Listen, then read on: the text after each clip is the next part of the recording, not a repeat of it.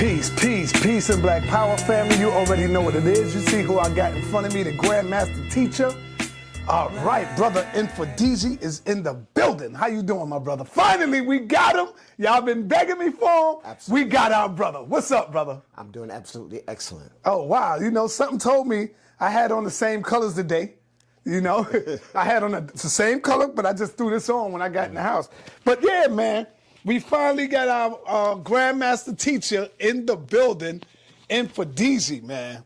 Yes, brother. Once again, how are you doing today, brother? Doing excellent, my brother. It's good to help inform the people, get rid of some misnomers and stuff like that. Okay, so we're going to start off with helping to inform the people. Let's begin with you sharing your wisdom on how you can, how can we stay safe and healthy physically and spiritually in this Western foreign culture?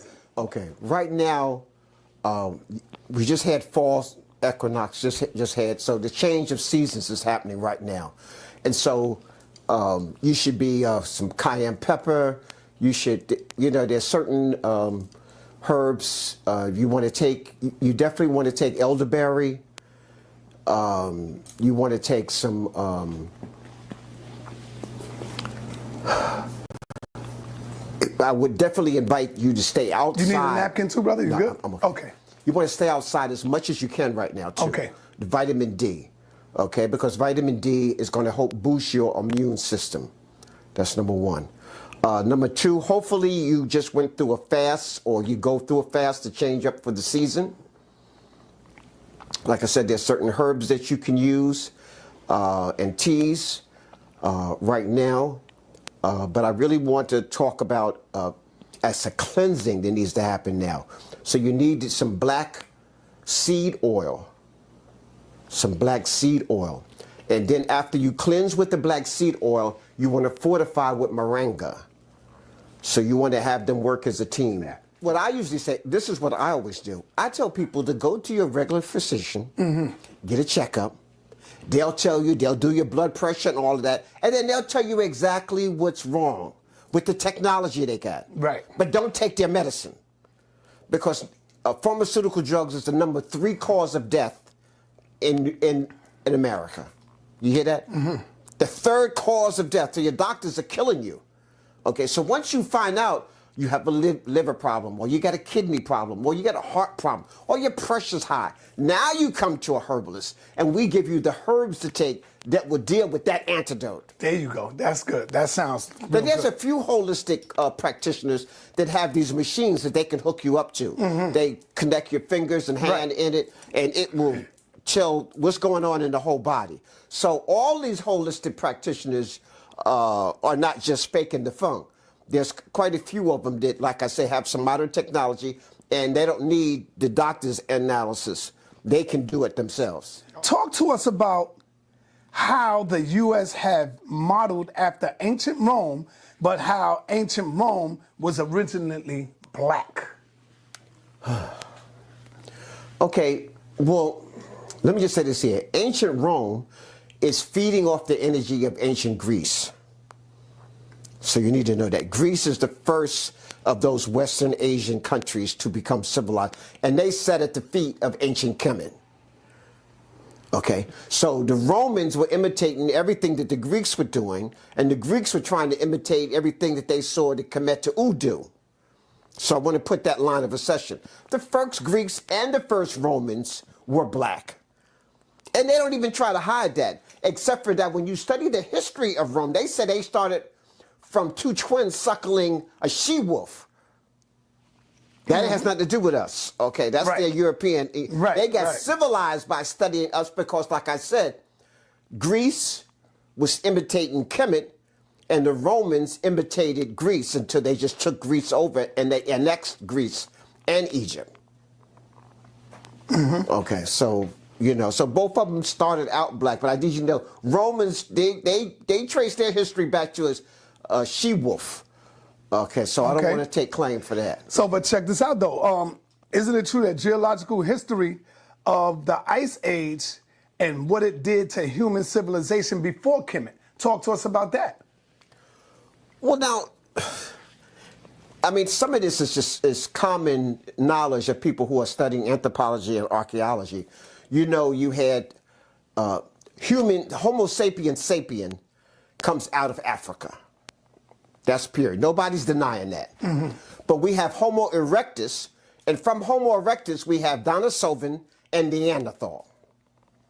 So Denisovan and Neanderthal were roaming around Eurasia 100,000 years ago. What? Oh, yes. Denisovan and Neanderthal. Neanderthal lived through 3 ice ages. So you believe that dinosaurs at one point were real? Denisovan. Right, but I'm saying, do you believe at one point dinosaurs were real? Surely, my brother, there's proven archaeology. One of my masters is in anthropology and archaeology. You got the bones. Nobody made the bones up. They got the bones. You haven't been to the museum? Yes, I seen it. I seen them. In fact, the oldest dinosaur bones is found in Africa, in Chad, Lake Chad.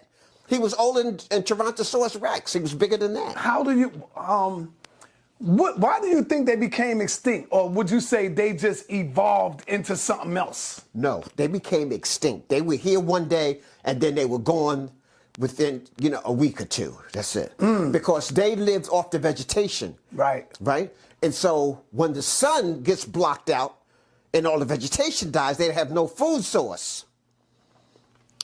And then eventually them died. Some just died in the cataclysm. Probably some meteorite hit the earth and caused this giant cataclysm. Okay? Mm-hmm. And so now once no more vegetation, then that means nobody's eating. So the predators who eat other animals, the other animals eat the grass and the veggies. If there's no grass and veggies, no light, no sunlight, they die and the chain dies. I think there's only a few creatures like the crocodile lived through that era. Yes, and the elephant, or the rhino. Yeah, right. And the hippopotamus and all of them. Yeah, so there's a couple of creatures that lived during, at least an ancestor of that. Yeah, no doubt. All right, let's get back to this right here. Please tell me you are familiar with the worldwide discoveries of the pyramids submerged in bodies of water, and if so, are these pyramids related to Kemet? They're not necessarily related to Kemet, but the pyramid builders are the same black people. Uh-oh. Go ahead. Okay. Because there's pyramids off the coast of Portugal. There's pyramids where the Bermuda Triangle is. There's pyramids in other parts of between South America and further down, they believe to be like Atlantis, in between So there's pyramids, all of those, in all those places. Yo, I was about to, that's and good. They didn't build the pyramids underwater. So that was before the Ice Age, and the land and water, the whole surface of the earth slightly changed. Yeah, you mentioned it, and I'm gonna say it anyway because it came to my mind as soon as you were saying it. Can you also relate those underground architectures, the pyramids, to the idea that sparked Plato mentioned the Atlantis?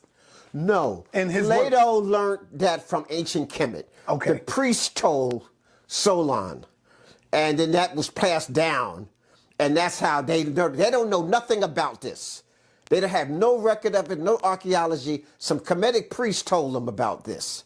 You remember the priests in ancient Kush remember when Kemet was underwater. So that's how far back ancient Kush goes. Okay? Yeah. And so the Kushites are the parents of the ancient Kemet. Okay, so that story was passed on, that they've migrated around the world several times. Speaking of Plato, speak to us about how Greece was first founded by Africans and is especially Kemetic by design. Well, you know what? People don't even know if Plato really existed. Plato was a student of some other great, philosophers, Greek philosophers. Okay, and so we don't even really have dynamic proof. See, what your readers need to do, they need to read the book Stolen Legacy by George G.M. James. That's his specialty. He goes through every single so-called Greek philosopher and shows you where they studied, who they plagiarized, where they copied it from, and where they got their information, what institution they even came across, and who their teachers were. So George G.M. James, Stolen Legacy, a classic. He died because he put that book out. I heard that. You know, Yeah, so I heard that. if you want to know about that, so I'm going to address that question. Let people read that. Okay, You know. so brother, I'm just warming you up a little bit, and I would like for you to go ahead and teach and deal with what you came here to do. I think you said something when I seen you out there on the 125th. You said the power of the Medu Net. Yes. Let's talk to us. Talk to me about that. What is the power of the Medu Net? Because some people right now, when you look at the Hebrews, when you look at the historians that's out there, when you look at all these other people, you know what they say to me? When I bring about ancient Kemet, they say, brother, the Medu Net is dead. That is a dead language. Ain't nobody speaking. Just like what other language they said is dead? They said another language was dead, but they specifically said the Medu Net. Okay. And the language are dead. All right. One of the reasons why is because they don't want you to study it, because all their information comes from the Medu Net. There is no Hebrew. There is no Christianity. There is no Judaism. There is no organized religions today without the philosophy and stuff that comes from the Medu Net and ancient Kemet. So let me start out by saying that. So those people who are saying it's dead, no, they don't want you. It's like this here. 777 times Kemet is spoken in a bad light in the Bible. Bad. When they mention it's evil. Because now they don't want you to go there and find out where they got their stuff from. So that's, if I make something so bad that you don't want to go, then I don't have to worry about you investigating it. Okay? So that's what they've done. They've demonized ancient Kemet. Oh, fornication, all of that, you know. So they made Kemet seem so bad that you don't want to go there. They do that about the ghetto. They make the ghetto seem so bad, like if you walk through at night, you're going to get raped. You know, like, so you don't want to go there. So that's what they did with ancient Kemet. They tried to make it so bad that you wouldn't be studying it. Especially the Medu Net. There's more Medu Net than all the classical languages put together and then multiplied by 10. How come every museum in the world, major museum, got wings dedicated to ancient Egypt? They don't have no wings dedicated to Hebrew. They don't have no wings dedicated to any other religion. They got whole wings dedicated to ancient Kemet. So tell them to answer that. And why is all of Washington, D.C. designed like ancient Kemet? Why are the Masonic order studying ancient Kemet? Why are all the presidents part of Freemasonry who belong to study of ancient Kemet? Why is the Fortune 500 company studying ancient Kemet? And so, see, we have to answer this. They're telling you not to study it, but everybody else in the world is studying ancient Kemet. And particularly, they're getting their information. How do you study ancient Kemet? You just can't look at pictures forever. The Sumerians. You have to, at some point, start reading the Medu Net. Let me go back. Because nobody wrote more than we did. We're the most prolific writers on the planet. Okay, now we you know wrote about everything. I gotta stop you right here. Okay. Because you know there's a lot of Hebrews out there saying Sumer and Kemet are parallel to each other. Wrote language first, and Kemet got it from Sumer. This is the argument that's going on. Okay, so let me just dispel that. The Sumerians. In Sumer, they wrote in cuneiform. Okay. It's totally abstract. Medu Net is not abstract. Medu Net is a language of nature, which means it's attached to a culture, and all you have to be is attached to nature, and you begin to understand. See, those people who say that don't understand symptomatic thinking. They only know symbolic. That's what they were taught. Symptomatic means I know why it came into existence. I know why they chose these birds in the writing. I know why they chose these animals in the writing. I know why, because I understand the culture. All the positions that you see the people in are actually like yoga, meditation positions. You know? And now let me say this. Cuneiform, yes, let's just deal with ancient Sumer. Who was the founder of ancient Sumer? Memnod, the son of Cush. So we shut that up right there. And go read Drusilla Houston's The Wonderful Ethiopians. She busts that wide open and tells you that the same people who started Sumer, the blackheads, the Agigi, come from ancient Cush and have the same root as Kemet. So it would be like cousins going in two different directions. Okay, so, you know, I just want to make sure that they understand that both coming out of Africa, and that's why that's called, that whole area is the Indus Kush Valley. And Kemet got it from Sumer. This is the argument that's going on. Okay, so let me just dispel that. The In Sumerians. Sumer, they wrote in cuneiform. Okay. It's totally abstract. Medu Net is not abstract. Medu Net is a language of nature, which means it's attached to a culture, and all you have to be is attached to nature, and you begin to understand. See, those people who say that don't understand symptomatic thinking. They only know symbolic. That's what they were taught. Symptomatic means I know why it came into existence. I know why they chose these birds in the writing. I know why they chose these animals in the writing. I know why, because I understand the culture. All the positions that you see the people in are actually like yoga, meditation positions. You know? And now let me say this. Cuneiform, yes, let's just deal with ancient Sumer. Who was the founder of ancient Sumer? Memnod, the son of Cush. So we check that up right there.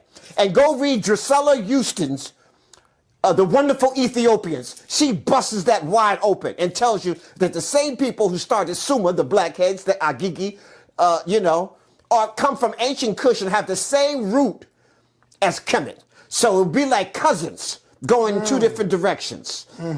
Okay, so, you know, I just want to make sure that they understand that both coming out of Africa, and that's why that's called, that whole area is the Indus Kush Valley. When you say Sumer writ, it was abstract. Yeah, abstract. English language is abstract. Right. Can you walk outside and find a bee growing someplace? No. Or an L growing up someplace? No. It's abstract. It's somebody has assigned. See, that's symbolic. Somebody assigned a sound to an abstract mark.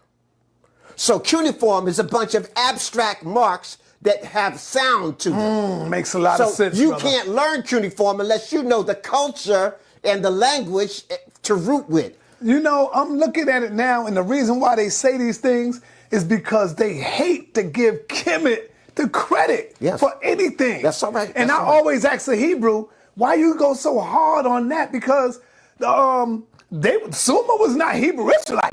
So why is you fighting for them? y'all fighting for them like as though these were Hebrew Israelites. Well, you know, it's the whole anti-African thing, the whole anti-black thing.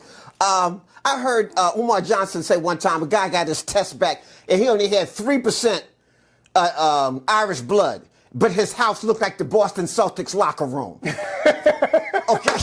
Okay, you see what I'm saying? Yeah, so he only yeah. had 3%, but he is so happy to have anything else other than African. How about the other 97%? Right. You see? And a lot of people who walk around here claiming to be Indians, it's the same scenario. Uh-oh. The same scenario. Yes, we don't deny they got some Native American blood. Right. But when they look like me and you, we know their dominant genealogy is African.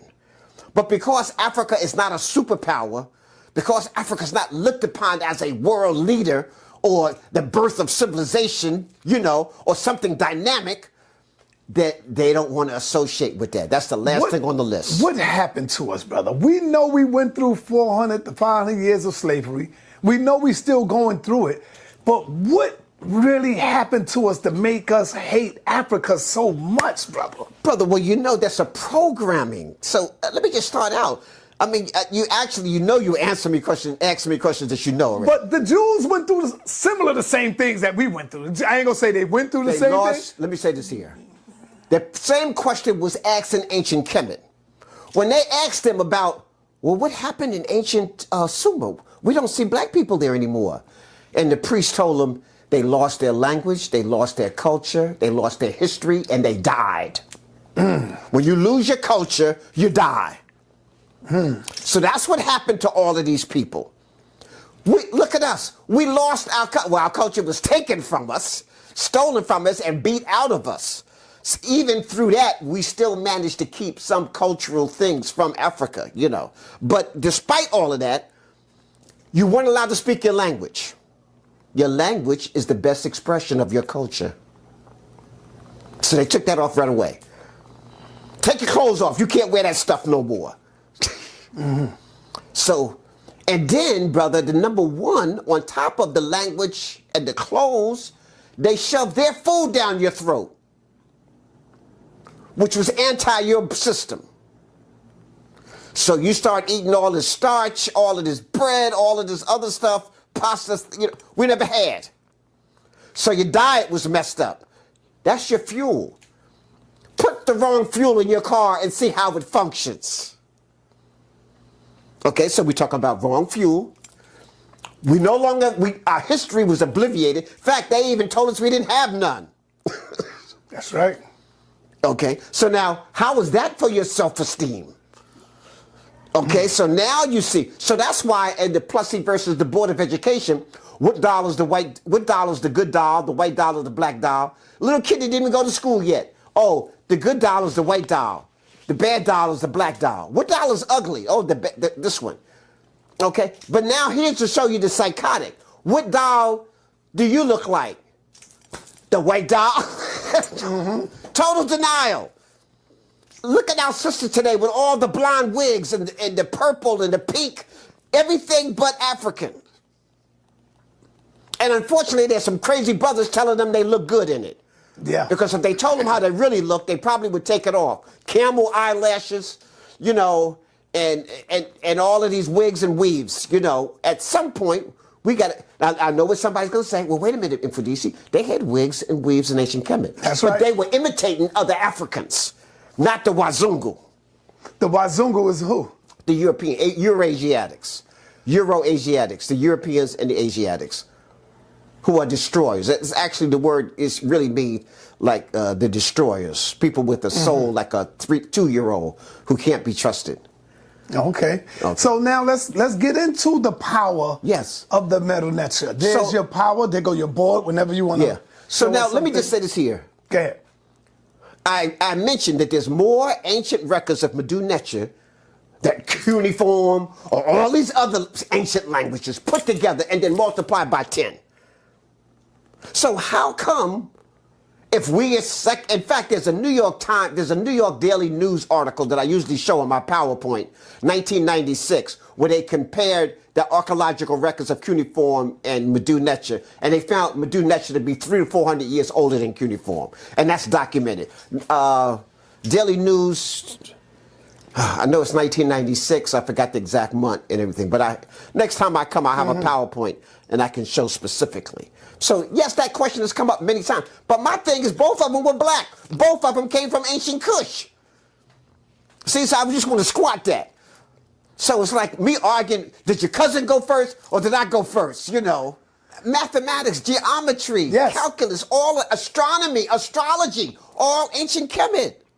But see, Infodisi, let me, because I want you to take it back, though, so you could give the people a foundation.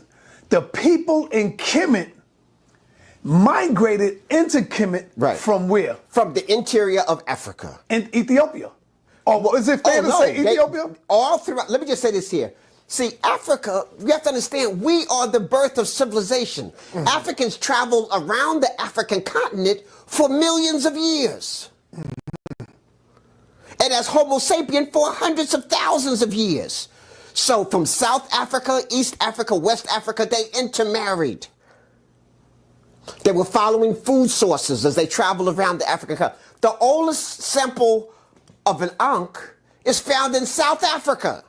The oldest symbol of Ra is found in South Africa. And watch this, the oldest symbol of a falcon at the head of a pantheon is in South Africa. And so all that we see in Kemet can be way up south in South Africa. Not only the same astrology that they had in West Africa is the same astronomy and astrology they had in Kemet.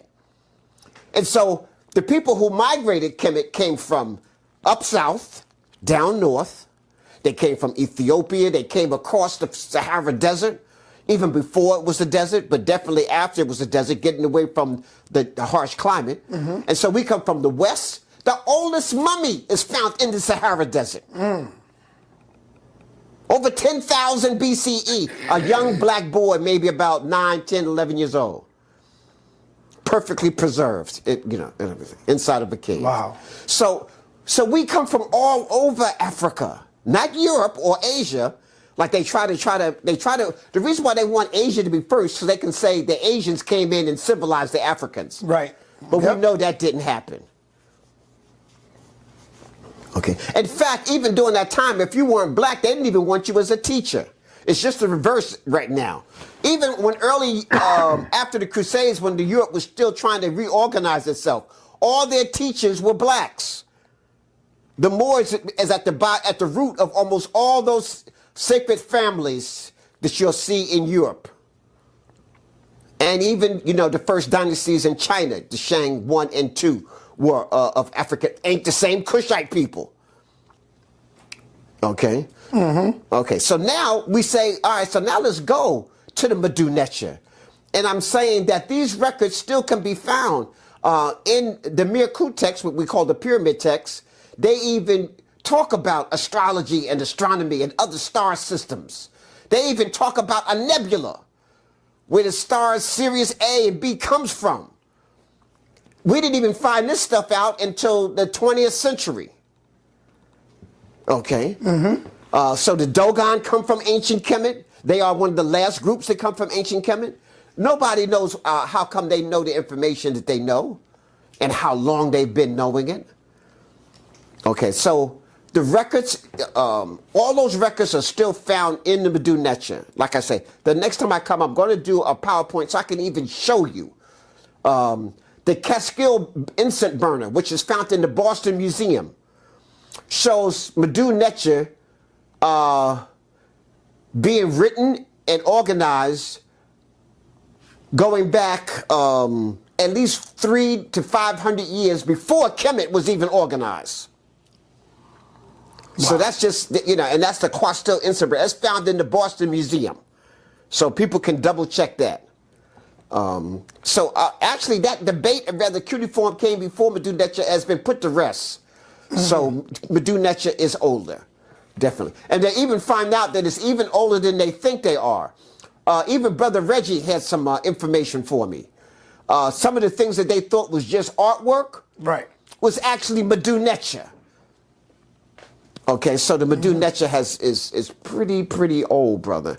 The records of trade and commerce. But where I was going with us, because a lot of people always say, why do y'all only talk about Kemet?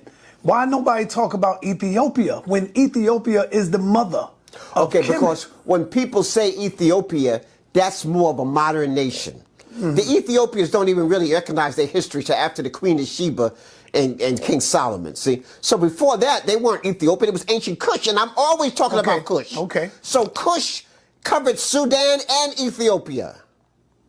So we're always talking about it. We just don't use that name Ethiopia because that's not even an African name. That means burnt face. Right. Ethiop. Yeah. Ethiop. Right. And we didn't call ourselves the burnt face people. Okay. All right. So that's why you don't hear me just say Ethiopia, because that's a modern name, in the common era. Okay. That's not an ancient name that was a nation. So they say the language Kemet is a dead language. You are about to show us the power of the Medu Net. Yes. Let's get it. Okay. All right, the first thing, let me just even write. First of all, it's no question, Diop proved at the 1974 UNESCO conference that Kemet was an African language, that it was attached to an African culture, and that it was a language of black people. So he busted all UNESCO and he proved that. So I'm not even going to go into that, whether it's a black language versus somebody else's language. Right.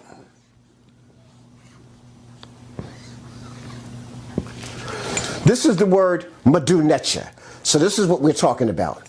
Medu Net. It's the divine words of an elder. And the elder who is attached to the ancestors. So this is wisdom. And we write it Medu. Now some people go neter, E-T-R, as opposed to neter. But I usually use the Old Kingdom, the old the first golden age and the second golden age, and they used the word nature, like the word nature. And then later, the NTCH, this tethering rope, see, it used to be a wave of energy, the tethering rope with the R. Originally, they wrote it like that. And then later, the tethering rope got replaced with the loaf of bread, the T, so that's why you get NTR. And the vowels, they just stick in. There's no vowels in ancient Kemet. So that's why neter evolved from nature. But it was originally like that, nature with the tethering rope. So I wanted to do that. Hey, Latoya, my aunt, do me a favor right quick, please. What I need you to do, because I spoke to them, I speak to them all the time.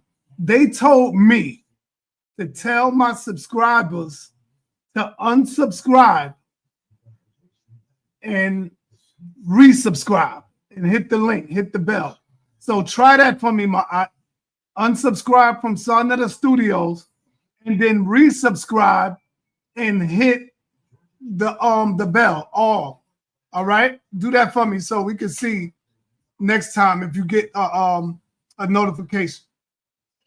Thanks. Now there are 26 letters in the alphabet, just like in English. We have developed an alphabet called a deck, so that a person can begin to learn the alphabet just like they learned their ABCs in English. So, and the only difference here is that we got ideograms and phonograms. So let me explain that. Can you take those out so that people can see them cards? Sure. I got some, and believe me, they are awesome. I got them from you. Yeah, I mean, yo. Yeah, I'll check them out. That's Okay. what you could really teach your children. Easy to teach them right there. Hold on, I was getting ready to write something here. Hold on. You want me to give you some tissue for that? You ain't got to use your hand. Yeah. All right. Let me just take a word and I can show you how alphabet, you need to learn alphabet, biliterals, and triliterals to start out with. So I'm going to put one word up.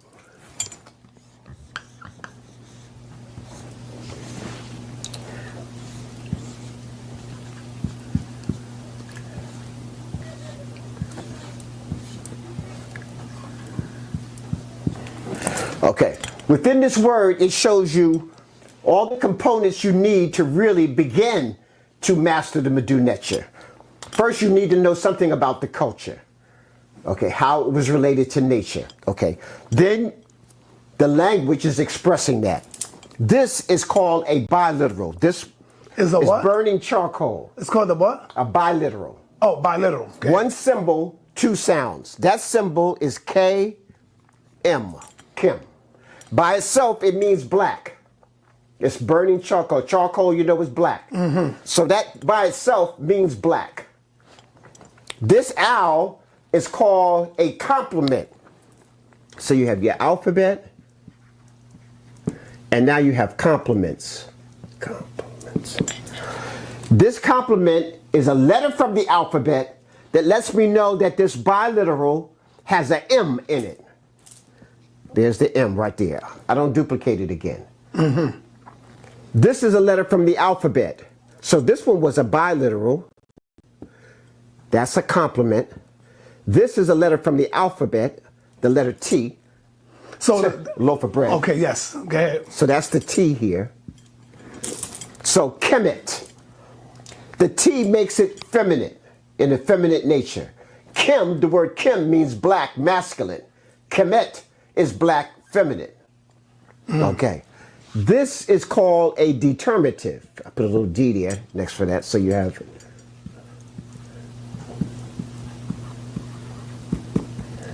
a determinative.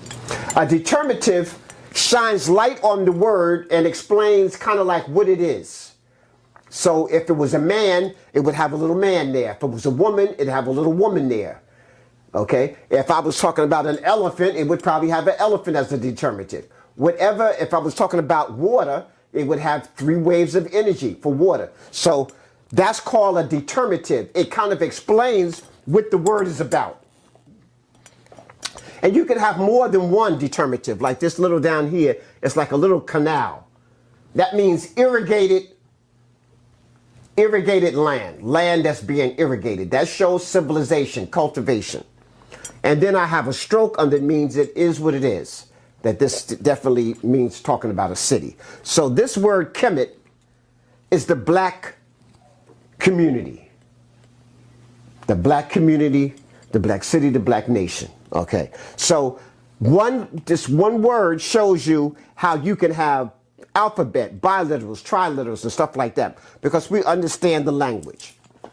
If I put here, I'm gonna put this word sown. It's an arrow, wave of energy, and a little brother. Okay, that's the word for brother. And it's spelled. So the arrow is a bilateral. Okay. So that's SN. That wave of energy is the complement, letting me know what N is in this word. So SN, sown. That's the word. And then we don't speak. This is letting me know that I'm talking about a male energy. Okay. So that word sown is the word for brother. Now, if I want to write the word for sister, all I add is a T here, where I take the little brother out, sa.neter. So I had sown,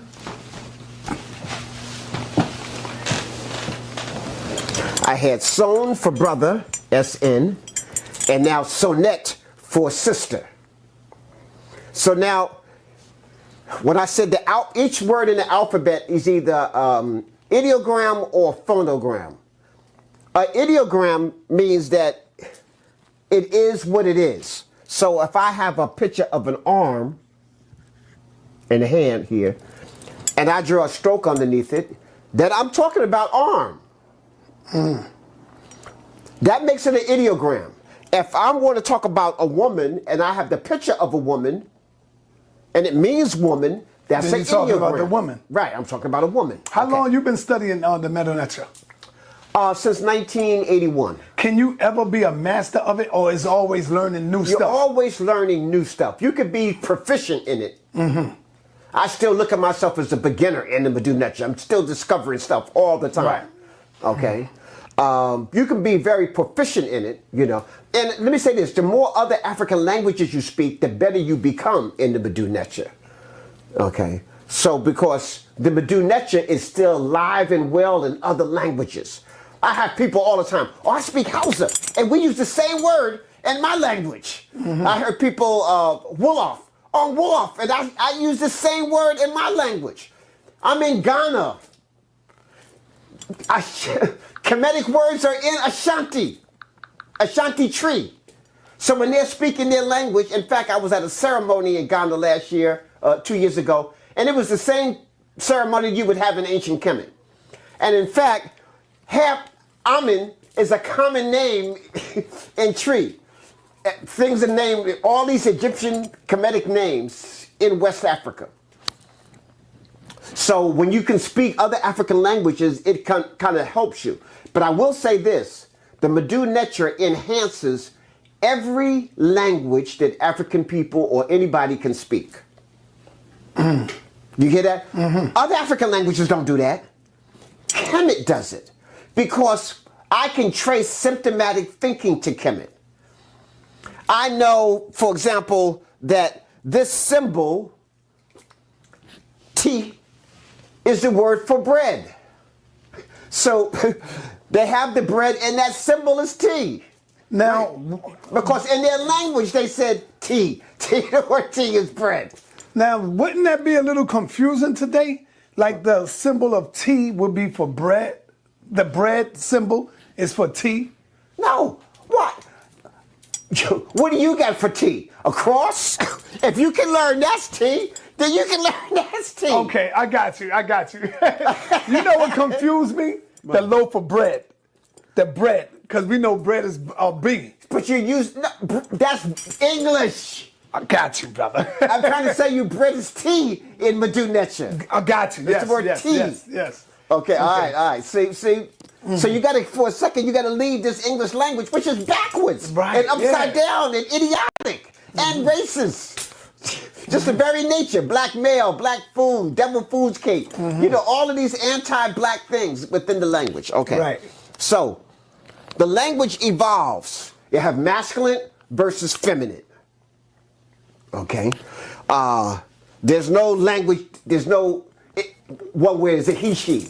You can't have, no, you either masculine or you feminine. Right. Okay, so either or. Okay, situation here.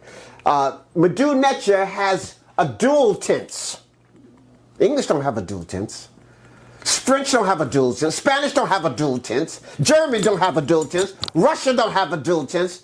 Chinese don't have a dual. We have a dual tense. So we have, let me erase here. We have singular. I'm going to write this word soon again. I just went over that so people know this word is brother. So when you see the man there, he's talking about brother or the boy, or something like that. Okay, so we got son and we got sonnet. The feminine, and remember the T, the loaf of bread, and now let's go to the culture. The women bake the bread, not the men. So the bread symbol became associated as they developed their civilization with women. See, logical? By understanding symptomatically, understanding the culture. I mean, why didn't they use a piece of wood? Why didn't they use a hat? They used bread because that was something in the culture that women did. Okay, all right, so we understand why we use that. Okay. Right. All right, so now, dual tense. In Medu Net, if something is dual, and watch this here, we understood that there is no down without an up, and no up without a down. That up and down are part of the same thing. In and out, you got a box, so you got an in and you got an out. They're all part of the one box. We live in the 3 dimensions, more than one, in, out, okay? And so they reflected that even in their writing. So if I'm talking about the 2 men, I go son, we. I add a quail chick and 2 and the letter like that. And I go son, we. That means the 2 men, the dual men. If I'm talking about 2 ladies, I go son, T. So WY for dual tense masculine, TY for dual fit feminine. Like people heard the word, watch this, you heard the word Tawi, like in Symptomatic. That's a dual tense. That's 2 lands. Land is Ta, and 2 lands become Tawi. Now, you heard the word the Nepti, like Nekabet and Waji. That's the 2 ladies, so that's T-Y. So, Nepti,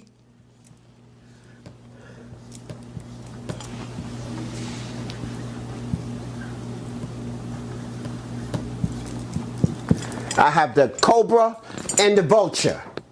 And that becomes the Nebti, T-Y, the 2 ladies, representing upper and lower Kemet.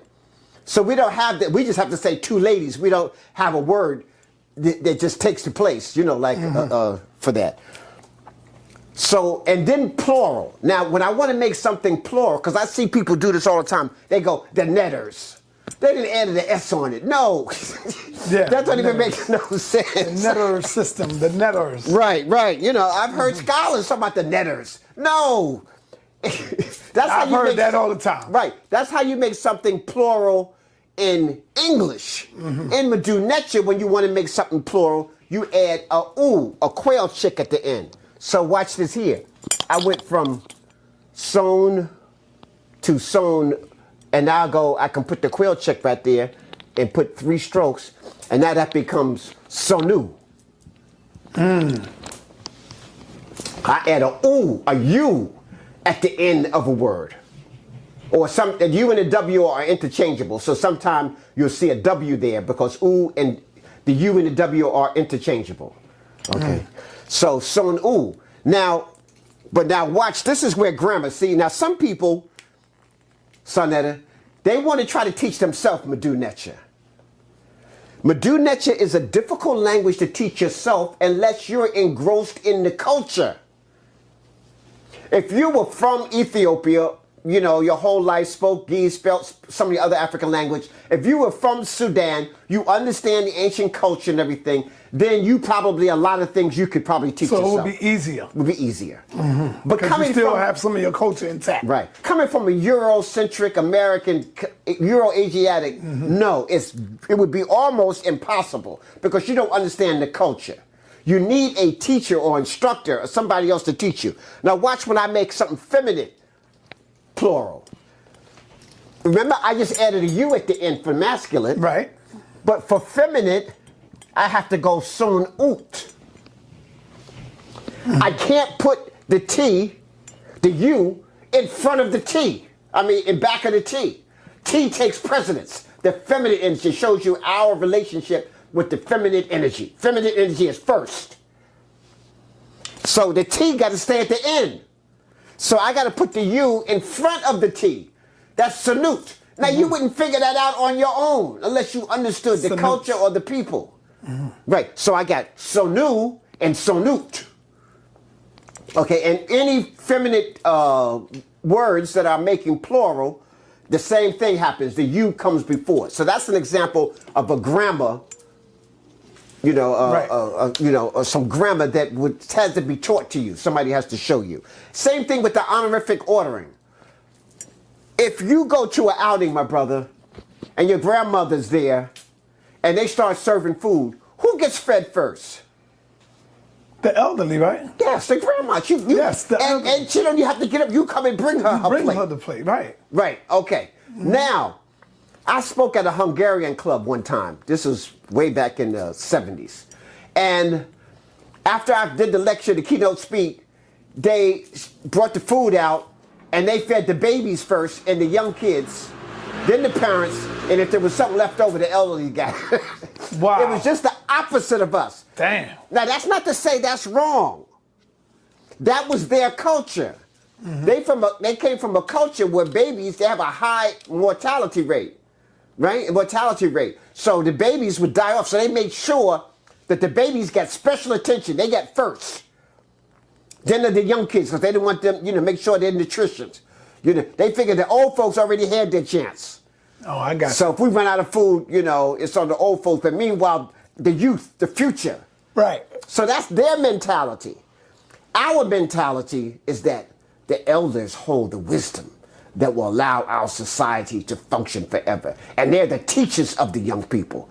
We need to nourish them first. And out of their dues, just the long fact that they've been here 80 years, 90 years, we need to give them some respect. And we need to sit next to them and find out how we can make it to 80 or 90 years old. So a whole different attitude. So again, you have singular tense, son for brother, son we for two brothers, son u for three or more brothers, sa.neter for one sister, son t for two sisters, and sa.neter for three or more. Okay, so the Medu Net is very clear about that. I don't know if you can get a close-up of our letters. This is the letter A in the Medu Net, the hawk vulture. So a person would, symptomatically, they first have to find out what is the creature. See, in English, you know, ain't no symptomatic thought. Just memorize this. No, here, I make my students go look up and find a real hawk vulture. So they know just how this bird is, okay? I tell them the sound in the back, then I show them how to draw it, right? Look at this bee. Does that look like your foot, brother? Yes. So we made black people proud to look at this. You know, ain't no Wazungu deck where you got a little white foot, you know. So we made this all, you know, for black people. If the next one was a quail chick, so my brother, the word for foot is ba. So my alphabet reflects that. You see that? So you got to forget English for a moment and you got to learn somebody else's culture. A quail chick. And why do we put quail chick for a multitude? If you ever seen all the little chicks running around, you know, it's a multi, so it represents a lot. So that's why they would put the Creole chick at the end of a word to mean many of it, plural. So you see symptomatic thinking again? Yeah. We observe nature. You can't do that in cuneiform because you're observing nature. You can't do that in English, Latin, none of those other languages. We can do it in Medu Net. Now, let me show you this other word. This is going to be really important here. Let me show you why this is so powerful again.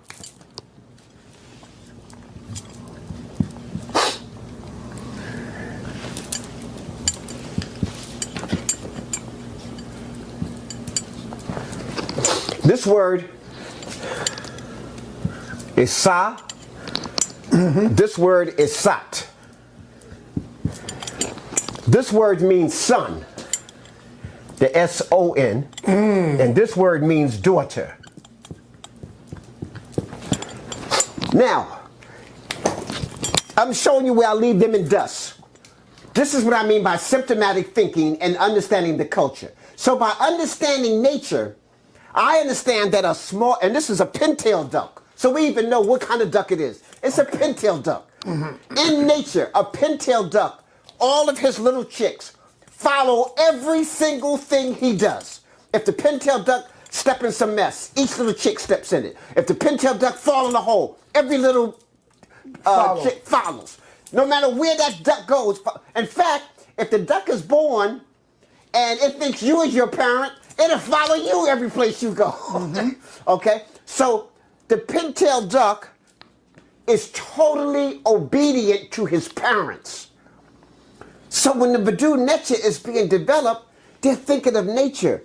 What is total? I want my son to be total obedient, just like the pintail duck is to its parents.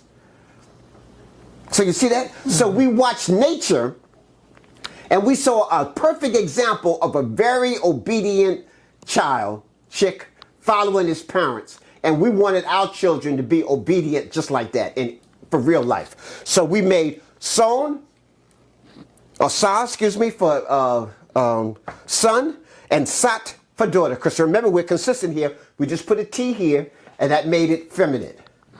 You know, and I could have put a little brother here, and I could have put a little sister here. Son and sat. So again, I'm trying to show you symptomatic thinking that you don't get in other languages. You can't get that in an abstract language like that. Observing nature and then following suit with nature. So I just gave you two perfect examples of symptomatic thinking and how it grew. So you understood. Give me, because I thought you was going to do it. Give me sa.neter in the Medu Net. My name, sa.neter. When I seen you put that sa, I thought you was going to hit the sa.neter.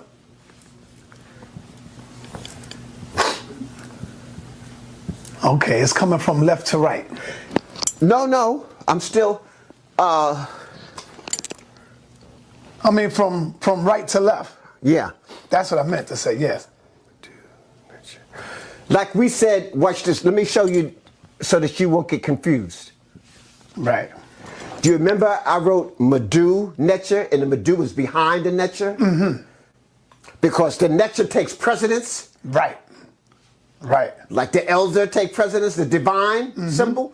So now, inside nature, the nature takes precedence again. So I write the nature first, even though I'm saying sa. Right. Right. I got you. I got you. Now, somebody who's not trained is going to say nature sa. Right. Yep. Yep. Okay. Beautiful. Somebody's not trained is going to go nature Medu. See, so you have to understand that I'm trying to show you the importance of understanding the culture. Yes, it's going from, yes, I got you. Now, the Europeans do it sometimes, and then sometimes they don't. So let me show you a name.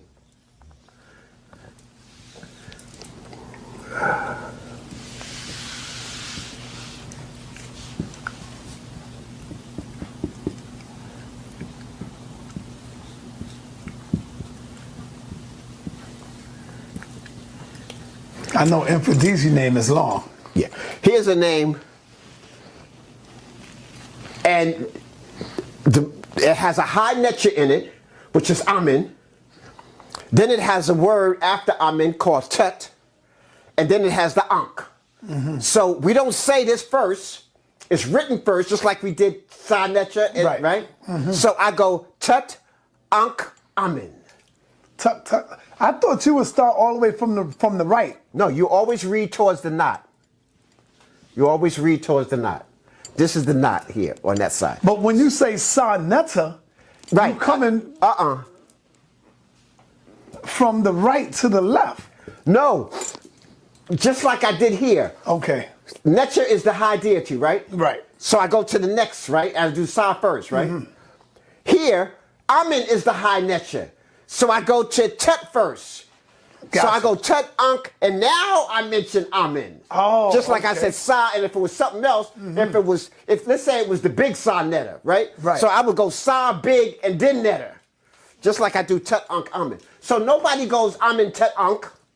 No. Everybody says tut, ankh, amen. The honorific ordering. Tut, ankh, amen. Right. Yeah, okay. Okay, I see what you're saying. Okay, so, all right, so I'm just trying to just show you. But again, if you didn't learn the grammar, you would just say, amen, tut, ankh. Because that's the way it looks like it's written. You know it, that's tut. You've been studying the alphabet. You know that's the ankh. You saw your triliterals. And this is amen. So you would say amen, tut, ankh. But his name isn't that. It's the living image of amen. Okay? It's not amen. It's not amen's image is living. You know, no, it's the living image of amen. Right, so his name. So we know this honorific ordering, which is not German. It's not somebody else's stuff. This is our stuff based upon our society. I just talked about how other cultures don't necessarily have that honorific ordering like that. Okay. So this is extremely important. So the language is living, breathing.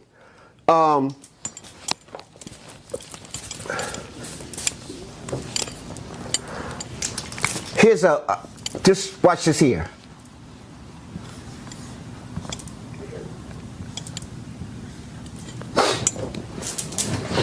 This is a basket.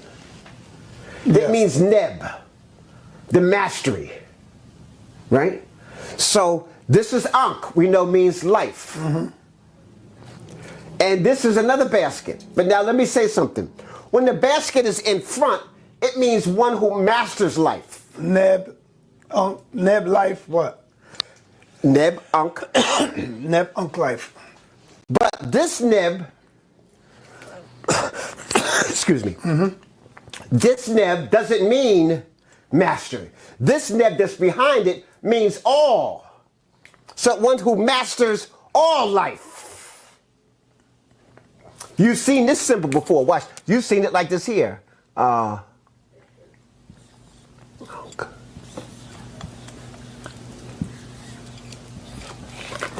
You've seen that symbol lots of times, right? So the neb is behind, so it means all life, all prosperity, all good health. So that's why you'll hear a lot of my I got that shirt, matter of fact. Right. I got that on my shirt. Yes, right. Yeah. I inspired the lady who did that. Oh, okay. Because most people just say Uncle Johnson Neb. Right, yes.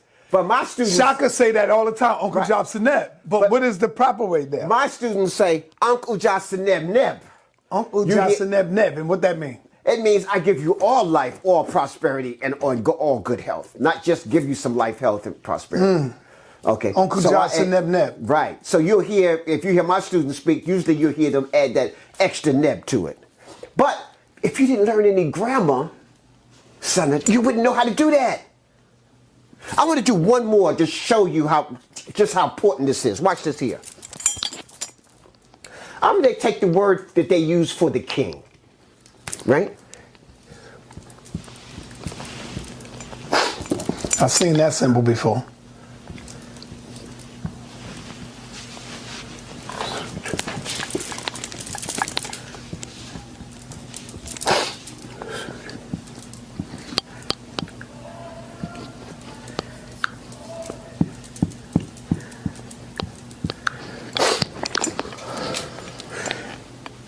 Nasut Biti, right?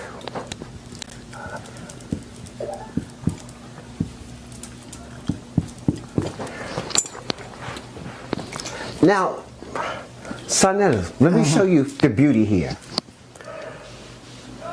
Nasuts. Now, we know, if you learned your biliterals from the biliteral deck, that when you see the suit plant, that's SW. That's Su.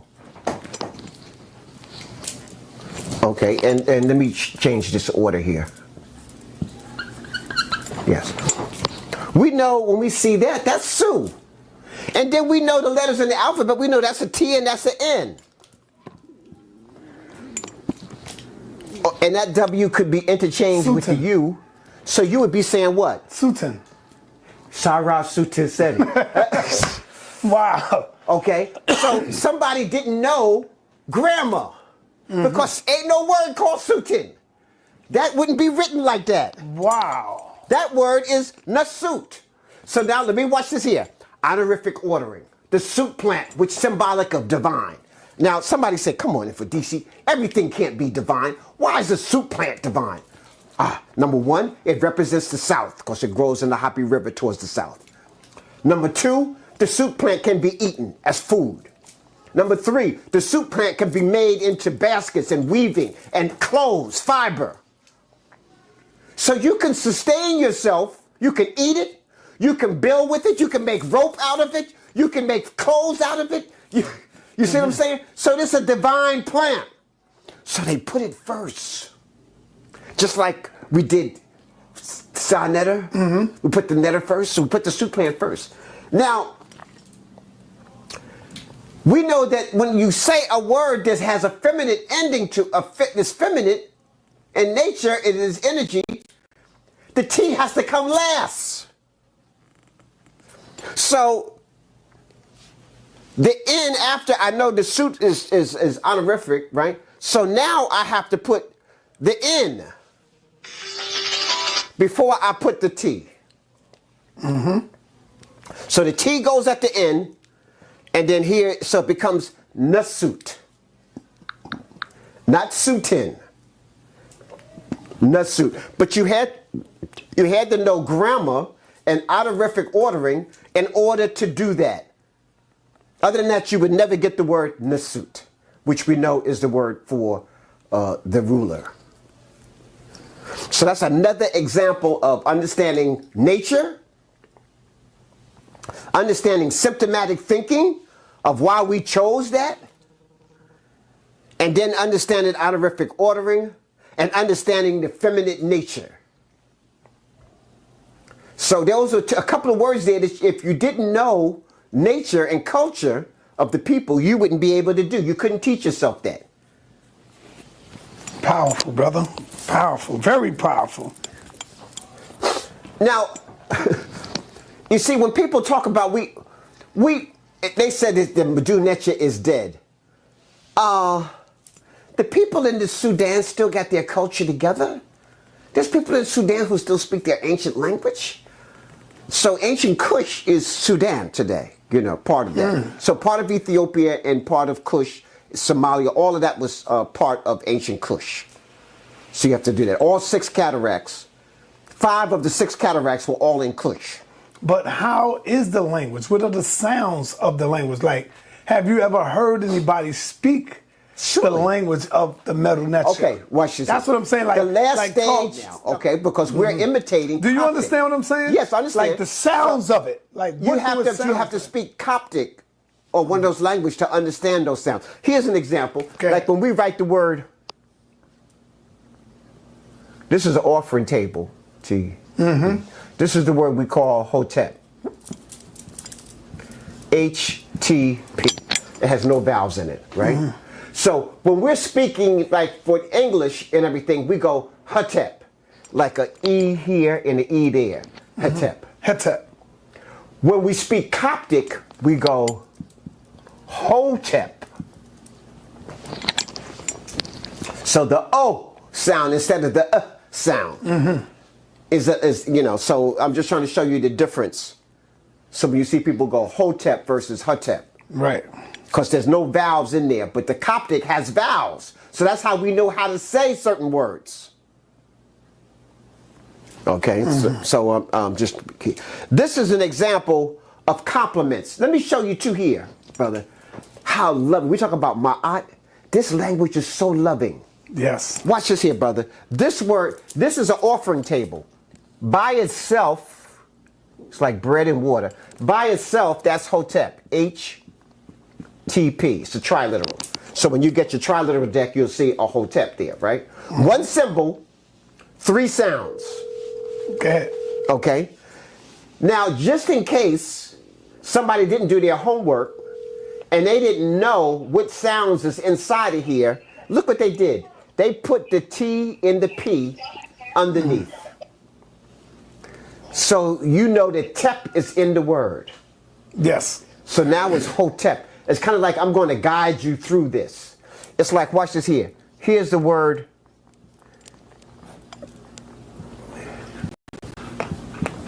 Nefer. Right? It's a what they'll do is they'll add an N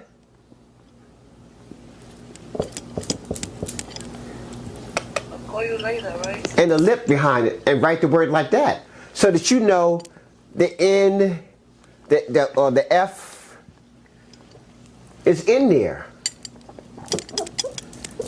So they have the N, the F, and the R. So they spell it out for you. Nefer. N-F-R. So it's a forgiving language. So that if you forget what that sound was like, complements are letters from the alphabet that help you sound out the sound in a biliteral or a triliteral. Okay, you don't have nothing like that in any other language. You either know it or you don't know it. Right. We ain't giving you no hint. If you don't know that's a P, you in bad luck. Okay. Right. So in the Medu Net, they have something called complements that help you sound out letters. So when you ask, how do we know the sound? Once we learn the alphabet, now we can basically almost say anything. So people, you start out learning the 26 letters in the alphabet, then you go to biliterals. Biliterals are usually your nouns. Here's a perfect example. Let me just give you a couple of biliterals so people will be clear. I know they hear me say one sound, will be one symbol, 2 sounds, but now let me give you. That's an example of a biliteral. It's one symbol, and it's a R plus a A, and we say that's Ra. So that's an example of a biliteral, okay? If I have a cake, that's a D plus the I, and we say D, and that means to give. Okay? To give. Right. Now watch the culture. Okay, here we go. And sometimes they write this ready. They have a hand with the cake in it. Ready. Ready. Like meaning ready or something? Right. Now watch this. Why a cake for to give? Why? You're probably old enough, and if you had some relatives in the South or in a more rural area, when a new neighbor came, the women would bake a cake and go welcome the new neighbor to the neighborhood. Yeah. Right? They bring a cake. Yeah, I remember that tradition Right. back in the days. Right. And even in Africa, that's what happens. When new people come in, the women bake a cake and they bring it to you to welcome you to the neighborhood. So the word welcome, to give, a cake. But how did we lose all of that, brother? I remember that, as you say, like when somebody new come into We the lost hood. our culture and we died. I'm talking about We not lost our even in language. Africa. We brought that with us because I remember going to my my auntie house as a kid. And the first thing they offer you is water. They sit you down, Right. and Offer my you auntie and all of them would offer, do you need some water? Her sister, do you need some water? My mother tell her sister, you need some water? Have a seat, Brenda. Have a seat. We got some water for you. Or like you said, they will offer you something. Or a new neighbor come and move in the neighborhood, and they will knock on the door and offer you something. They would offer what? They offer cake. We don't have that no more, brother. Yes, you're right. They will offer cake. They would bring a cake. Right. That's a Man, piece. we of- lost that. Yeah. Damn. Okay, but that's part of your culture. See, when you lose your culture, you lose your being. You lose your memory. All of that. So my last lecture that I just did was called "Culture is Your Medicine." Culture is your. So if you lose your culture, you lose your medicine. You lose your medicine, you die. And our medicine was, we knew it. was the what we lived off of on the land. What tree, which branches, what's good for what? We knew all of that science, huh? Yeah, yes. We knew all of that.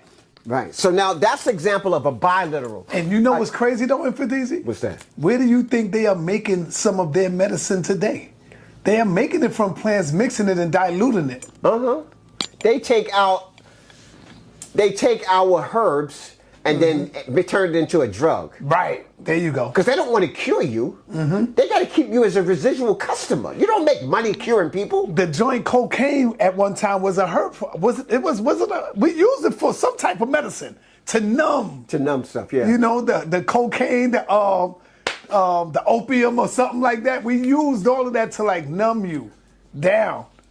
You know, but like you said, they turn it into a drug. Right. So here, Ra is a biliteral. Ankh, one symbol, three sounds. 1, 2, 3. And what's the sound? And then Ankh. So that symbol by itself is Ankh. I don't hear 3 sounds. Ankh. Yes. Ankh. Yes. But when you say it fast, you don't hear it. Yeah. Ankh. Okay. But it's 3 and then sounds, right? One sound, T. So you have to know all 3. So you learn, in my deck, I have 42 biliterals and then 42 triliterals. Now, literally, there's hundreds of biliterals and triliterals. This is just to get you so that you can become somewhat literate. Yes. You notice, like, once a kid gets to about the 5th grade, or even before that, they can be literate. They can read the New York Times. You know, probably by the 3rd grade if they, you know, so it's the same thing in Medu Net. And then as they get older, their vocabulary expands and expands and expands. So that's what happens in the Medu Net. You start out knowing your 42 biliterals, your 42 triliterals, knowing your alphabet, and as you do the language, your vocabulary expands. You get more biliterals, more triliterals, more words. Right. Okay.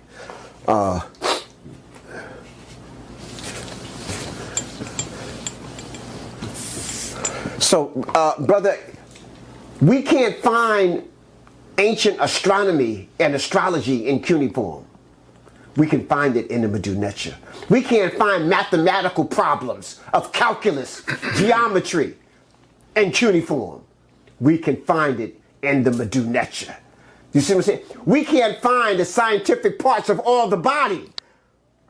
And saying we can do it in the Medu Net.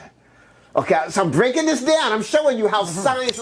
So that was first. Then the second one outdid the first. I'll say that.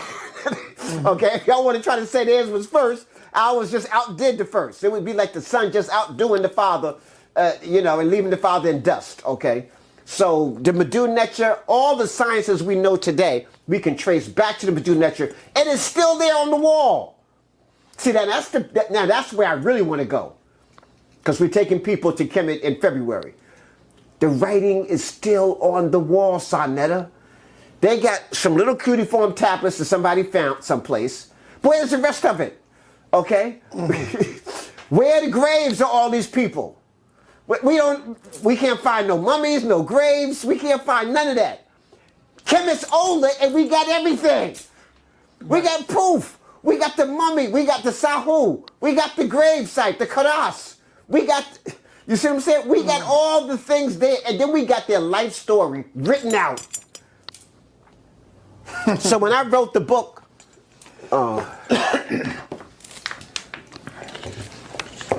Menchu Hotep in the Spirit of the Magi, all I had to do was go to the notes, brother. Go to the notes. All the facts is already written by Medu Net. All I had to do, who his wife was, who his children were, what time period, what did he do? It's all written out. So I was like the little pintail duck. I was just an obedient son following what our ancestors wrote as I wrote this. Okay. So he's going through the rites of passage in this particular book. And I give you a lot of Medu Net words. One criticism I had when I was first writing the book and I had a proofreader read it, they kept saying, why you keep saying the name all over again? How come you keep saying Menchu Hotep? You know, how come Jehuti must ka in Ra? Why can't you just abbreviate it? We lost our culture and we died. So while you read my book, I'm reintroducing you. This is how they spoke. Instead of saying yes in the book, I go tu. So now, after you see tu 4 or 5 times, you know, okay, tu means yes. Nin means no. So I'm teaching you some vocabulary on the sly without you even knowing, just by reading the book. So I make sure you say their names. I had a guy talking about he couldn't say Mfundishi, and his name was Krekaweki. He had all the letters in the alphabet in his name, talking about he can't say Mfundishi. That's a programming. We have to begin to regroup and take our tongue back, take our language back, take our minds back. What Malcolm told us, you left your mind in Africa. Let me tell you something, brother. I read your book. I read the book when you left it here. Where's that? It's over here somewhere. It's probably up there. Oh, it's down in my book thing. Okay. Which one? This one? Yes. Yes. In your book, Mensu Hotep, in the spirit of the Magi, that's the one I read, is a must read. What gave you the brilliant idea to take the real life of a pharaoh and then write it in the way where the reader, because I was looking, write it in the way where the reader can feel, or she can feel like she is right there with Mentu Hotep going through the life journey. What gave you that idea, the brilliance of you writing that, brother? Brother, because first of all, Mentu Hotep is the founder of the second golden age, which means that he should be known by every school child in the world. So the greatest nation that has ever been, this is the founder. And you don't even know who he is? That's like a child in America don't know who George Washington is. Right. You see what I'm saying? The institution of the way we know religion almost today, like Amen being the unseen creative force of the universe, that was issued in by Mentu Hotep. Before that, it was Ptah and Ra. Wow. And then he's the one that put Amen Ra together. You know, the Valley of the Kings was founded by Mentu Hotep. They was using Saqqara in the first golden age. There was another ancient burial ground, and then they used Saqqara during most of the first golden age. Mentu Hotep is the Magi? He becomes a Magi. What is a Magi? A Magi are, first of all, come from a place called Magi in ancient Kush, okay, which would be present-day Sudan. Okay, and they were the most elite warriors on the planet Earth. The kings of Kemet only wanted the Magi to be their bodyguards. Whoa. So if you look up the word Magi, they don't tell you who they are. You got to read my book to find out who they are. They just say they were elite bodyguards of the kings. That's what it'll say in when you look it up. But they don't tell you. But they were also the judges and the magistrates. So now here we go. Look, who are these people who are so bad in war that you only want them to be your bodyguard, but at the same time, they're your priests, priestesses, and your judges? That's deep. That means you're honorable, but yet you bad. So they also knew what we call karate today, because you could see that on the walls of Kemet. Yes. Like where we brought karate to the world. So they knew all of that. They knew all of that. All of that. And it's not a feel-good thing. It's on the wall. I take people to Beni Hassan, and the tombs are still there. You can go in and see the jujitsu, judo, karate, kung fu. You see all of it on the walls of about a dozen different temples. That's where they buried the warriors. That was ancient Mahez. But a little boy named Hassan stumbled in and found it, so they named a little boy named Hassan. Right. So they call it Beni Hassan. People know why I'm laughing. Beni means Hassan? Yes. Now, isn't that an Arab name, though? Yeah. This is in the modern era. Oh, okay. You know, they stumbled and they found it, and a little Arab boy named Hassan found it. So Beni, in Arabic means son of. So son of Hassan, so Beni Hassan. Okay. Yeah, that's powerful, So we brother. can see that. So now, I'm glad we brought that up, because now when you ask me that, we are the prototype of the great priest of the ancient world. Think about it. The Shaolin Temple. Yes. The monk is a master in the martial arts, but yet he's an honorable teacher of the religion of Buddhism. The Tibetan monks, the one shoulder out, that's an ancient Kemet. We show you the pictures of the one showed out. That's That's right. ancient Kemet. Yeah. And this is 2,000 Where you have years. the leopard skin. Yeah. With the one shoulder out. And But all this of is that. 2,000 years before them, before Shaolin Temple, before the Tibetan monks, okay? So I'm trying to show you throughout all Southern Asia, the prototype of a priest from Buddhism, Hinduism, all of them were masters in the art. And yet they were honorable men. And that's because you had to walk through the wilderness. You had to have no fear. So I need to be able to defend myself, whether it's a lion, a rhino, elephant, I don't care what was coming. I need to be able to deal. They were master marksmen with the weapons. Okay? So that's the prototype of all the priests you see, except for the modern Christian, Judaic, Islamic priests. They don't know nothing. They can't defend squat. They're telling you to turn the other cheek. That's some suicidal stuff. Okay? But you see, the prototype of the real priest is a Kemetic invention. A Kemetic invention. And the priest's job wasn't to go and convert people. The Asiatics and the Europeans did that. The priest's job was to maintain the order of the priestship in the temple and to protect the divine ruler. That was it. They weren't supposed to be just prostulating. Oh, no, you need to believe in Amin Ra. No, you believe whatever you want to. But if you come up in here, we're going to send you to Set. So talk to me about, in modern times, we do have some ancestors who became, I would use the word, became Hebrew Israelites. We do have some of those ancestors. Yes. Because my brother Reggie, he always say, you are a, what's the word he always say? He say, you are a convert. Okay. You are a convert.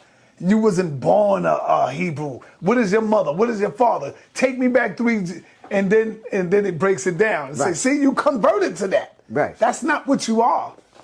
You agree with that? Yes, I agree with that. That's Okay. 100%. Yeah. So now, I was just trying to show that the prototype, see, we confuse spirituality and religion when they shouldn't be confused. Religion is an organized organization to control. Spirituality is not. Spirituality is how do we develop the human character? How do you become one with this divinity? And you're not in no box. And you're not at war with nobody who want to be in a box. People say, if you're a Muslim and people are not Muslims, they call you an infidel. They can do anything to you. some people say, when people say, because they always get at me when I say, yo, I want to give all power to the spirit of my ancestors, and they call me pseudo. Because they say, well, what is the spirit? What is the spirit? And you giving power to the spirit of the ancestors, you're pseudo. Yeah, That's what they say to They've me. been using that word a lot. Everything is pseudo. I don't even think they know what the word pseudo means, you know. I heard them even talk about that the chemist, you know, like the crystals and stuff that I do, that's pseudo science. That's pseudo. You can't prove that, you know, the energy, you know. So they kind of throwing this word pseudoscience down kind of loosely. You know how it is with black folks. We learn a Anything new you don't white understand, man word. Yeah. Anything And you we don't think it's understand deep. becomes pseudo. Yeah, yes, we run. right. There you go. There you go. That's Anything what it is, you don't you know. understand. And almost everybody who said you can't speak Medu Net don't speak no other languages. So it's not that they don't speak Medu Net, they don't tell you to speak any other languages, you know. Right. So they don't even understand the construct, you know, of the language. But the Medu Net puts you back in touch with nature. No other language does that. And I saw that when I was teaching Ashanti tree, Medu Net to Ashanti tree. I would say, well, they would have a word for that. But I would have certain symbols. How much those cars run to people? They cost like $25. I would have certain symbols, and I would say, how do you say this in Medu Net? I mean, in Shanti tree? And they would say, oh, I don't know, just flower. I said, no, but you can't. All flowers don't look like this. This is a special one. You got to say, what's the word for reed leaf? Oh, we don't have a word for reed leaf. Oh, then you need to find out what that's called. See? So now it made them dig into their language deeper, because they only learn their language symbolically. Somebody said this is that, and you just memorize that. They don't know why it was called that. Look at that hand, bro. Does it look like your hand? Yes. See, so the deck is going to make you feel good about who you are. All the anatomy parts, are imitating specific things. The cobra, things like that. Now, again, they'll understand culture is the medicine, and Medu Net is an African culture. And Thea Bingo and Diop definitely proved that this was an African culture, showing that all the things that it was referenced to was from the interior of Africa. So when you said, where did the ancient Egyptians come from? The interior of Africa. Kemet. See, some people get mad. They go, oh, is this Kemet? No. Right, that's what I was telling you. Kemet is the mouthpiece of the African continent. See, is where they leave the writings at, so you don't forget. If you use wood in the tropical rainforest, that's going to be a couple of centuries just gone. When you take your trips over to Kemet, do you find yourself having to explain to the Arabs that's over there now that, yo, this was not your stuff, this is not yours? Because I remember Jabari telling me a little something like that, where he got into a little debate with one of them because they didn't know Jabari knew this stuff. Right. And so, do you find yourself sometime getting into a little discussion? Oh, listen. The last time I was in Kemet, there was a small group of us, about, I don't know, a dozen. And we were going to the pyramids, the Great Pyramids of Giza, right? And, they have an entrance, because, there's an entrance, there's a building and a fence, and you pay and you go in. So we paid the fee, and then we go in, and the guy, I had a crown on, a little taller than this, and it had an ankh in the center. I think I remember seeing that one. Right. And he says, oh, you can't go in there like that. What? I think that's a similar story Jabari was telling me. I said, what do you mean I can't go in here like that? I said, this is the ankh. The ankh come from here. You can't tell me I can't go in there looking like this. He said, no, you gotta take that off.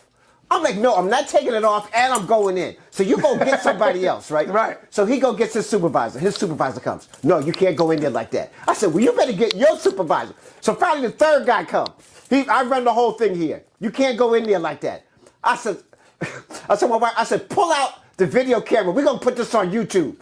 And the guy said, okay, all right, you can go ahead in. You know what that sounds like to me? What?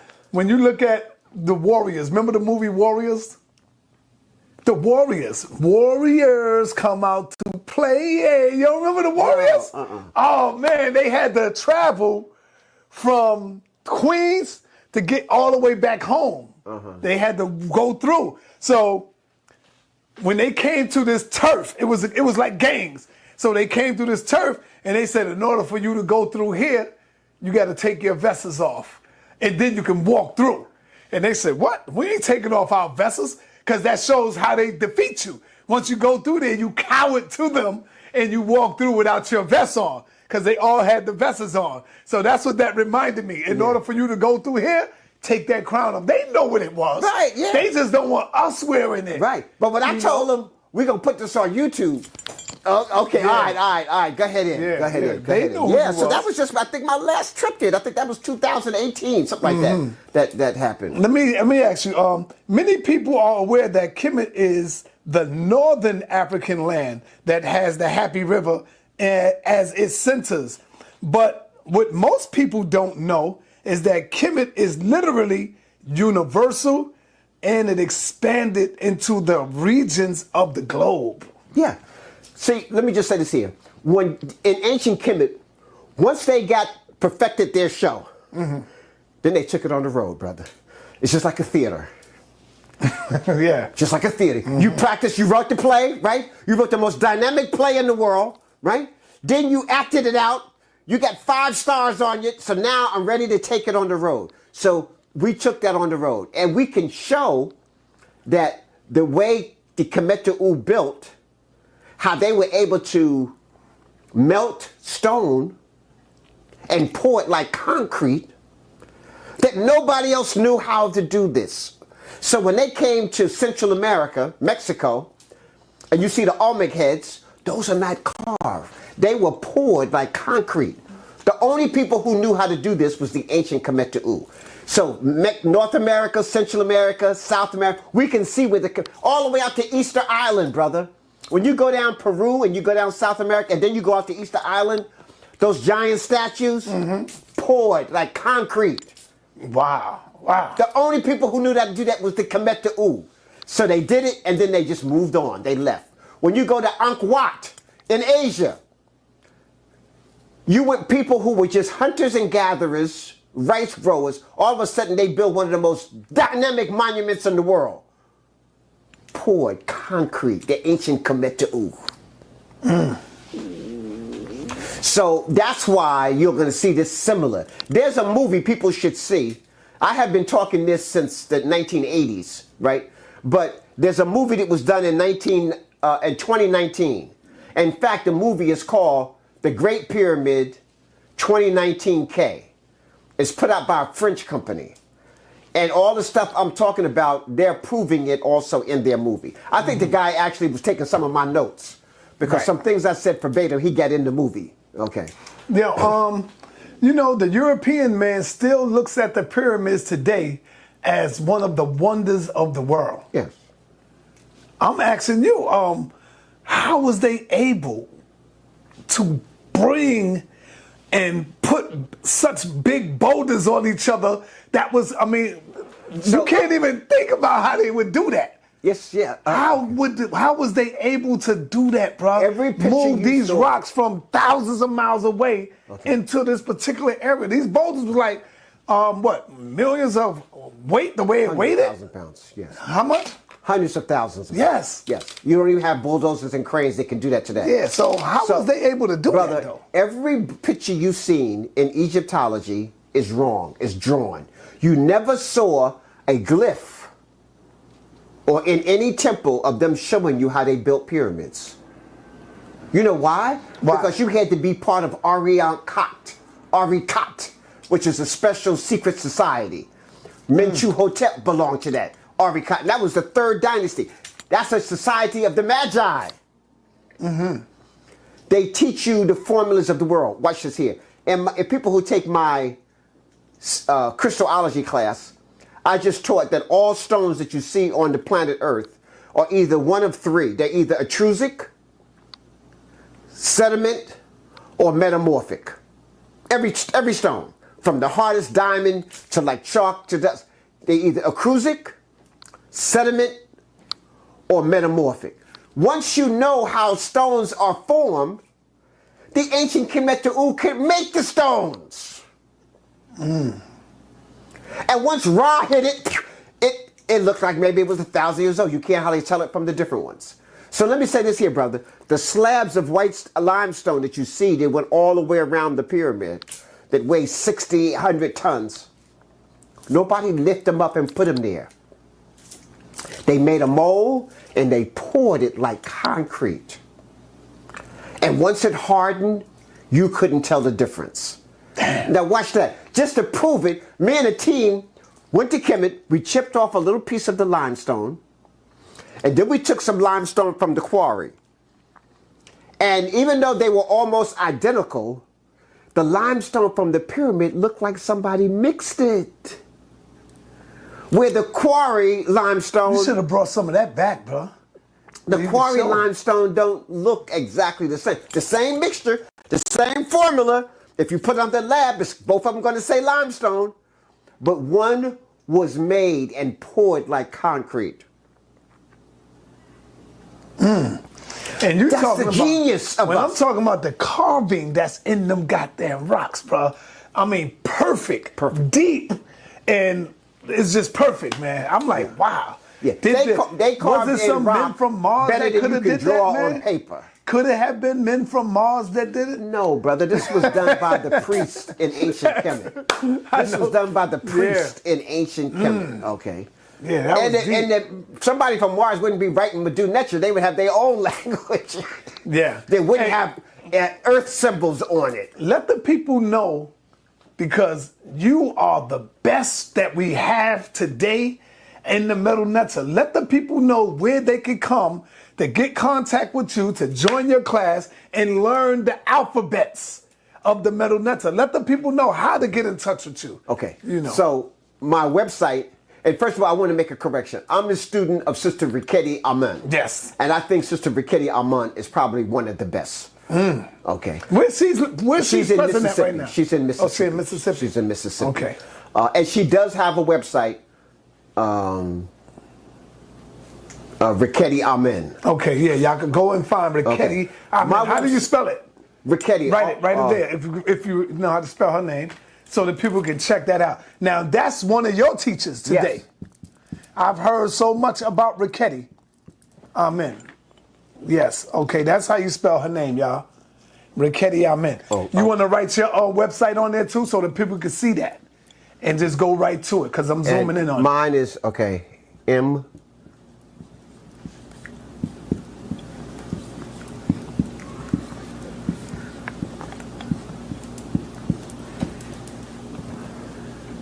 You can write it under there. Go under. .net. It's a S, hold it. Infundisijahutimas.net. .net. All right, y'all see it? It's crystal clear. N-E-T at the end, .net. Okay. .net, y'all. We see it. It's clear. Right. All right, so that's the only way they can get you? Facebook, anything? Yeah, well, my Facebook is the same. So once they get this, they got it. Okay, once my they get Facebook is Facebook Infundisijahutimas. .net, y'all. .net is the website. Right. My Facebook is just Infundisijahutimas. Right, there you go. My Instagram is Infundisijahutimas. Okay, there so you once go. they know my name, they can find me no matter what. My email is infundisijahutimas@gmail.com. So once they got my name, they can do email, they can go to my website, they can go to my Facebook, they can go to my Instagram, okay, and all that's there. My classes are just starting now, so if you're interested in learning the Medu Net, go on my website, infundisijahutimas.net, and you want to join the Ma'at membership. Ma'at membership, that's the beginner class, Ma'at membership. Okay. That's happening now. And I have all levels, beginner, intermediate, and advanced.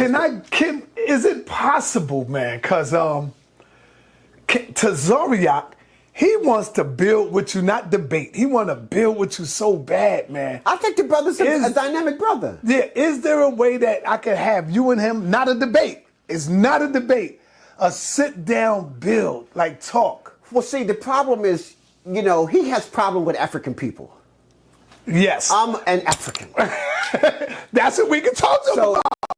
So I'm one of the stinking Africans they talk about. And I even asked him, I said, look, man, you know, not all Africans think that, because look, Zion Lex, he's a Hebrew, but he don't believe that. He's an Old Testament Hebrew. And he don't believe that what they say about as far as stinking Africans. You spoke to him. Yeah. He came and bought a book from you. Yeah. So he don't believe none of that, what they say, you know. Those are totally different Hebrews. Those are like the New Testament Hebrews and all that other stuff. Okay, yeah. Yeah. All right, man. So in closing, what do you got for the people in closing, brother? Well, I want to say, you know. And let the people know what you got coming up. Right. If you go on my website, I have something called Mfundisi Speaks. And Mfundisi Speaks are lectures that I do that you're not going to find on YouTube or any place else. You have to go only on my website. And I just did a lecture, Culture is Your Medicine. So you really need to see that. It's a 2-hour lecture, culture, and I go in deep because you know I got the board there, and you can see the illustrations and everything. So I go in. So culture is your medicine. So if you want to know why we so messed up, that was like one of your questions here. It's because we lost our culture, we lost our language, we lost our food, we lost our clothes, we lost how we connect spiritually.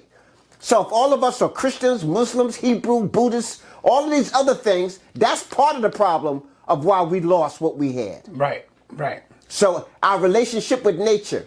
I tell people, please study the mineral domain, the plant domain, the animal, the human, and the spirit.